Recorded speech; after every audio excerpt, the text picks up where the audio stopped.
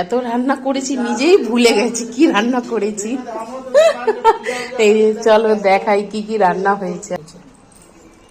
1 2 3 4 5 6 7 7 রকমের আজকে রান্না হয়েছে। বাবা রান্না করতে করতে হাঁপিয়ে গেছি।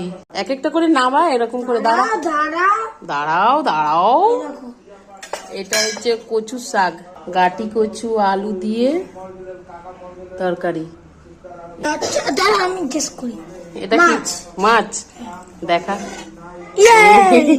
দেখা, এই যে ঢেলা ফেসা বেগুন আলু দিয়ে ঝোল।